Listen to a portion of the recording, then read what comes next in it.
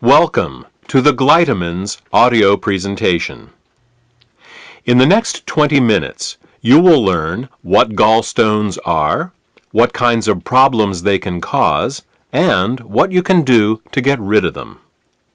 Gallstones are nothing more than coagulated bile. Bile is the green alkaline liquid produced by the liver, which, among other things, helps us digest our food. The liver produces about a liter of bile a day and stores it in a muscular sac called the gallbladder. The gallbladder then squirts this bile down a tube called the common bile duct into the small intestines to mix with the food that comes from the stomach. Well, that's what's supposed to happen. Unfortunately, with nutritional deficiencies and exposure to certain toxins, bile can thicken and form what is known as biliary sludge. When this biliary sludge forms, it makes it very hard for the gallbladder to get the bile into the small intestines. It's like trying to squeeze glue through a straw. It is out of this biliary sludge that gallstones are formed. Gallstones and biliary sludge disrupt the normal flow of bile, causing 3 different types of problems.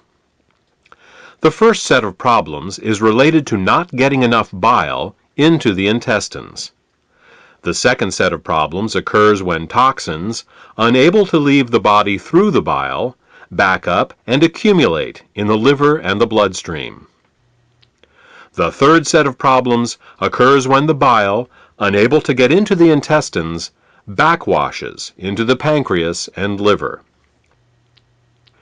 Let's start with the first set of problems and consider what happens when the bile becomes too thick or full of stones to reach the intestines in required amounts. The first thing that bile does in the small intestine is to neutralize the acidity of the food coming out of the stomach. In order to disinfect and digest the food that we eat, the stomach secretes hydrochloric acid. Did you ever wonder why the stomach doesn't digest itself? It's because the stomach has a special mucus layer that protects it from this hydrochloric acid. But the small and large intestine have no such protection. Instead, they rely on bile. Bile is a very alkaline substance, and when it comes into contact with the acidic food from the stomach, the acids are neutralized. If bile can't get into the small intestine in required amounts due to biliary sludge and gallstones, then stomach acids in the food are never fully neutralized. They can cause acid burns along the entire length of the small and large intestines, all 30+ feet of them. We experience this as indigestion, heartburn, ulcers, and all manner of digestive complaints. In essence, we are digesting our own intestines. The next thing that bile does in the intestine is to emulsify the fats and oils in the food that we eat. Emulsification is the process by which fats and oils are made water-soluble. To understand emulsification, think of soap. It's next to impossible to rinse grease off a dish with just plain water. But if you put a drop of soap on the dish, the grease washes right off. That's because soap is an emulsifier. It's what allows fats and oils to mix with water. Bile is the body's natural emulsifier, and it is what allows us to digest the fats and oils we eat. Without this emulsification process, essential fats, oils, and all the fat-soluble vitamins we eat become very difficult to absorb. Without adequate bile in the intestines, a person can end up suffering from malnutrition, regardless of the quality and/or quantity of the food that they eat. If eating fats and oils gives you indigestion, or if you have difficulty with food absorption, it could be due to biliary sludge or gallstones. The next thing that bile does in the intestines is to stimulate Peristalsis. Peristalsis is the rhythmic, wave-like motion of the intestinal muscles that moves the food through our digestive tract. If you don't get enough bile into your intestines, you're bound to be constipated, no matter how much fiber you eat. Some people have the misfortune of experiencing alternating constipation and diarrhea. This can be a very confusing experience, but the cause can be quite simple. Without sufficient bile, the hydrochloric acid-rich, partially digested food just sits in the intestines with no peristalsis. Thus, a person becomes constipated, but at the same time his or her intestines are being burned. When enough acids build up and the intestines can't take it anymore, they purge themselves with a bout of diarrhea. Then, with the acids evacuated, the process starts all over again. If you are experiencing problems with constipation, diarrhea, or both, biliary sludge and gallstones could be the cause. The next thing the bile does as it moves through the intestines is to balance the immune system. When most people think of the immune system, they think of white blood cells floating through the bloodstream. But over 1/2 of the immune system is actually located in the intestines. The job of the immune system in the intestines is much more difficult than that in the bloodstream. Infections only rarely make it into the blood, but every day our intestines are exposed to millions of parasites, bacteria, and fungi. Because the intestinal immune system is continually at war with these microbes, it is much easier for it to become overly aggressive and start to attack our own tissue. What bile does is to regulate the intestinal immune system, helping to prevent it from becoming overly aggressive and causing autoimmune disorders. If you're suffering from a gut-related autoimmune disorder, it may be because of a blockage of bile flow. The last thing that bile does in the intestines is to kill parasites and candida. Tests show that even the healthiest person still has some degree of parasitic and fungal infection. While there are many antiparasitic and antifungal remedies available in the marketplace, most of them are mildly toxic and therefore unsuitable for daily use. If, however, your bile flow is healthy, then you have a built-in defense against parasites and candida. Well, that about covers what bile does to maintain the health of the intestines, and what happens when bile can't get into the intestines in proper amounts due to the presence of biliary sludge and gallstones. Now, let's turn our attention to what happens when biliary sludge and gallstones cause toxins to back up into the bloodstream. Just as the kidneys remove water-soluble toxins from our bodies, the liver removes fat-soluble toxins from our bodies by putting them into the bile. If the bile gets clogged up due to biliary sludge and/or gallstones, then the fat-soluble toxins can't get out, and they start to build up in the body. One of the first signs that bile is backing up is an increase in cholesterol. This happens because the only way cholesterol can leave the body is through the bile. Impaired bile excretion causes cholesterol levels to rise. It's that simple. In addition to the levels of cholesterol rising, bilirubin levels can also begin to rise. If they get to be bad enough, you can see the whites of a person's eyes, and sometimes their skin, take on a yellow tint. The technical term for this is jaundice. While an increase in cholesterol and bilirubin levels in the body is easy to recognize, the accumulation of other toxins is not. Literally thousands of toxins and chemicals are processed by the liver for removal through the bile each day. When gallstones and biliary sludge prevent these toxins from leaving the body, They begin to accumulate in the bloodstream and the tissues, causing all sorts of problems. Dissolving gallstones and biliary sludge is an often overlooked but vitally important part of any detoxification program.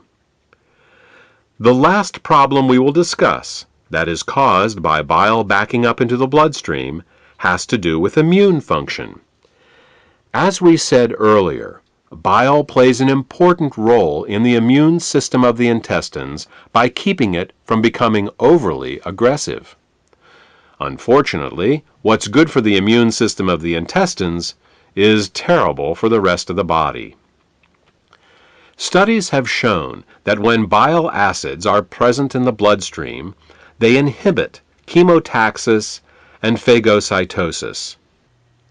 These are fancy words for how well white blood cells can locate, move towards, and swallow infectious microbes.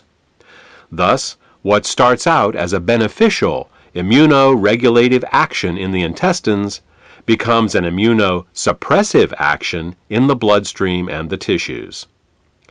These are all effects of bile backing up in the bloodstream. The final set of problems we will discuss is how biliary sludge and gallstones can affect the neighboring organs. In addition to bile acids backing up into the bloodstream, bile can also back up into the pancreas and liver, where it can cause alkaline burns. This is because the liver, pancreas, and gallbladder all share the same basic plumbing, the common bile duct. There are valves that keep the bile from backing up into the liver and pancreas.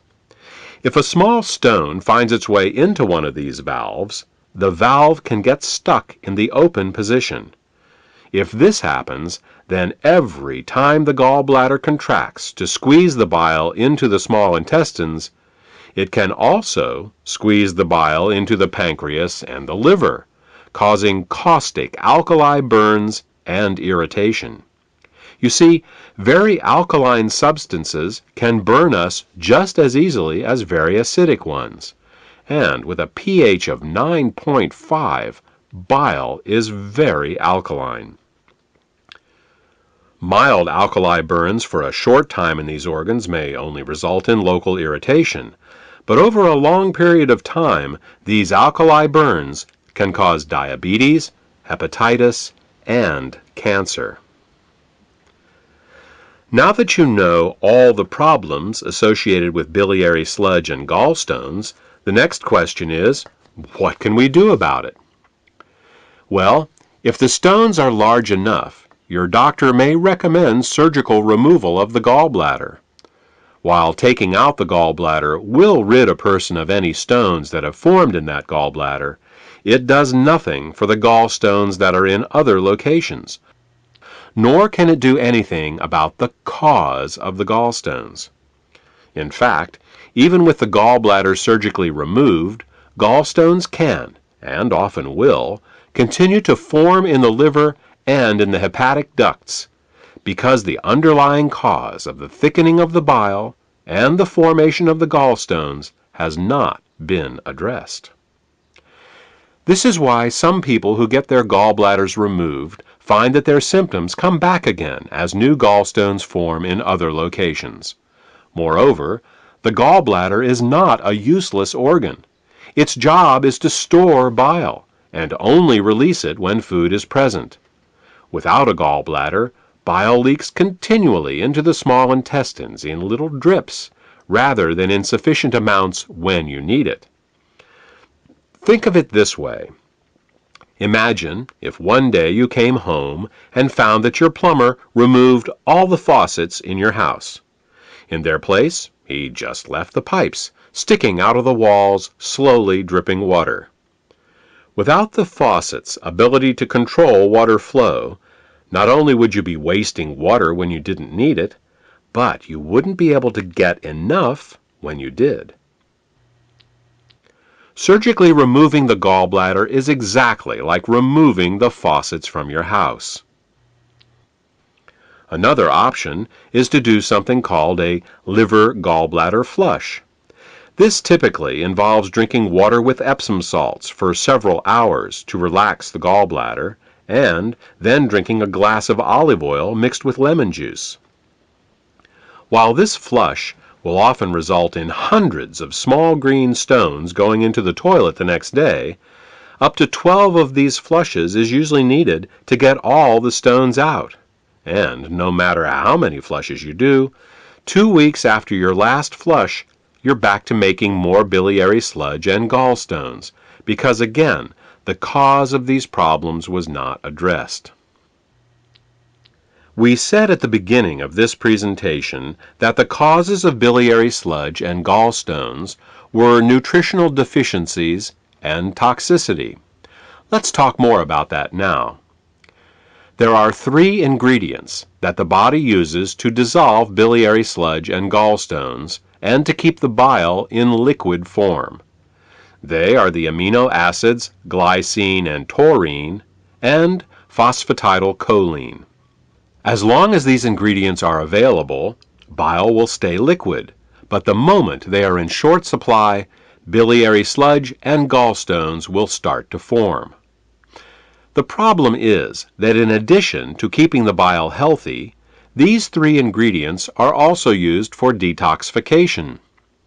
Glycine and taurine are involved in a detoxification process called peptide conjugation, and phosphatidylcholine is used in a detoxification process called methylation. Now, if we were only exposed to toxins once in a while, it wouldn't be a problem. But in today's world, we are chronically exposed to toxins. As a result, we end up being continually deficient in these 3 ingredients.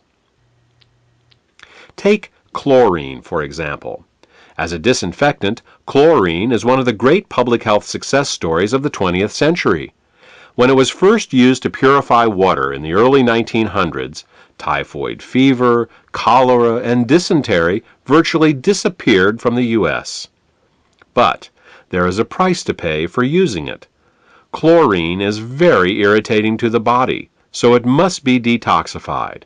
And the only way chlorine can be detoxified is with glycine and taurine. Since we are exposed to chlorine compounds with every glass of water we drink and every shower we take, it's easy to see how our glycine and taurine levels are lowered every day. Adrenaline and noradrenaline are 2 other examples. These 2 hormones are created every time we experience fear or anger. While they are useful in emergencies, if they stay in the body for more than a short time, they can cause terrible damage. Methylation is the pathway the body uses to get rid of both adrenaline and noradrenaline. One of the main methyl donors for the methylation pathway in the body is phosphatidylcholine. Thus, the more stressed we are, the lower our levels of phosphatidylcholine become. These are just 2 examples of how toxins, both internal and external, can cause us to become chronically deficient in glycine, taurine, and phosphatidylcholine. So, why not just take these 3 ingredients in an oral supplement? Wouldn't that work? Only partially. You see, the body has many uses for these 3 ingredients, and if you take them orally, they will be shared by all the systems of the body. What we need is a way to get these ingredients right to the liver, where the bile is made in the first place. With these facts in mind, we have created Glytamins suppositories. Glytamins suppositories contain glycine, taurine, and phosphatidylcholine to help support the body in both dissolving biliary sludge and gallstones, as well as preventing them from recurring. Also, since glytamins are in suppository form, they are able to deliver the ingredients directly to the liver through the portal vein for greater effect. The glytamins formula also contains the herbs bupleurum, peppermint, and chancca piedra. These herbs are used to further help the liver detoxify and to help relax the gallbladder so that as the bile begins to flow, stones can pass out more easily. In addition, scientific studies have shown that Chancapiedra can both dissolve and prevent uric acid and oxalate crystallizations. Since these are the main ingredients found in kidney stones, glytamins may help support the body in dissolving kidney stones as well. Properly liquefied bile both dissolves and prevents gallstones. It neutralizes stomach acids before they can burn the small and large intestine, stimulates healthy peristalsis, balances the immune system, protects the liver and pancreas from caustic alkali burns, kills parasites and candida, and allows the removal from your body of toxic fats and cholesterol. For more information about glytamins, or to order this beneficial product, contact the healthcare professional who gave you this CD.